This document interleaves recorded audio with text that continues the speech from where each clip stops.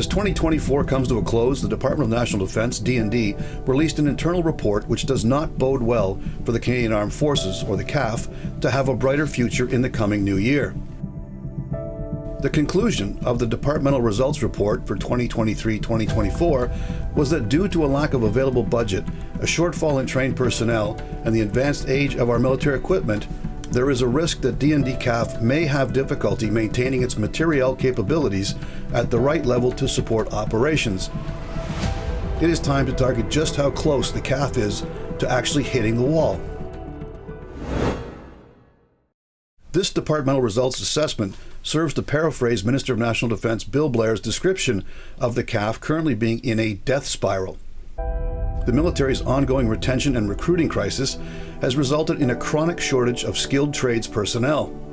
As a result, there are not enough technicians still in uniform to maintain the equipment and vehicles necessary to train the next generation of service personnel.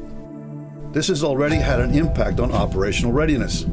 Last year, the Royal Canadian Navy, or the RCN, had to cancel several long-standing commitments off the coast of West Africa, and the RCAF are no longer conducting joint air exercises abroad. For the Canadian Army's commitment to maintain a forward-based NATO battle group in Latvia, the support shortfall has led to the cancellation of their proving exercises. Previously, the next contingent earmarked to deploy into Latvia would conduct a major combined arms exercise involving armored vehicles, artillery, and air assets. The plan now is for those troops to get this on-the-job training once they have arrived in Latvia and are looking across the Russian border. Operation Resolute Warrior, the first of these international brigade-size exercises, took place in Latvia in early November 2024.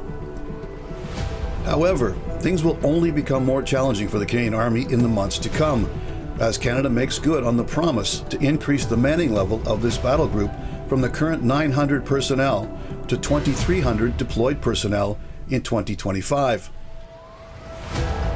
According to the latest departmental results report, released December 17th, key Army vehicle fleets saw their serviceability rate drop from 56% in 2022-2023 to just 49% in 2023-2024. For the record, a standard goal for the Army would be to have an 80% serviceability rate for vehicles and major equipment.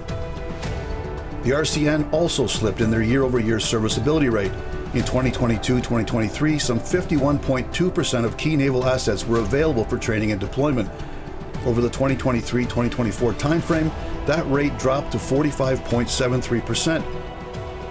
The self-proclaimed goal for the RCN is to have 60% of all warships serviceable at any time. So they are well off the mark and steaming in the wrong direction. The Royal Canadian Air Force, RCAF, showed an improvement in their serviceability rate, albeit coming off a particularly abysmal start point.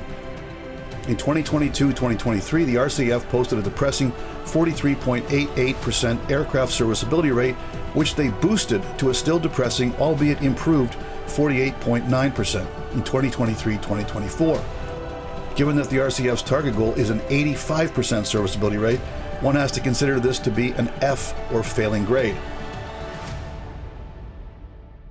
To account for the collective lack of readiness for all three branches of the CAF, the report cited the overall lack of military personnel, the lack of skilled technical staff, and the resultant lack of maintenance, which brings us full circle to that death spiral analogy. Sure, D&D can open the floodgates to an influx of civilian recruits. However, the personnel necessary to train them into capable warriors are already unable to keep up with the ongoing maintenance and operational tempo. To purchase new fleets of vehicles, ships, and aircraft means retraining the operators, pilots, sailors, and maintainers, who can currently only keep less than 50% of the CAF's existing equipment operable. Contrary to the myth that Canada does not spend enough on defense, in the last fiscal year, 2023-2024, Canada spent $33.5 billion on the D&D. That may only amount to 1.37% of our gross domestic product, GDP, but that is because we are blessed with a healthy GDP. In terms of actual dollars spent, Canada ranks 6th among the 32 NATO allies and an incredible 15th in the world. The NATO target goal of 2% of GDP on defense is a nebulous target hinged upon a floating yardstick. For those Colonel Blimp types who are beseeching Canadian politicians to spend the 2% GDP on defense to appease U.S. President-elect Donald Trump, please consider this fact. Trump announced that he would slap major new tariffs on Mexico, Canada, and China. If Trump does impose a 25% tax on the Canadian trade, he will tank our economy and drive our GDP into the toilet. Our existing defense budget as a percentage of a much reduced GDP does not fix the Canadian military.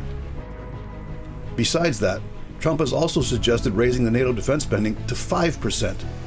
It will never end. This has been On Target. I'm Scott Taylor. Happy New Year.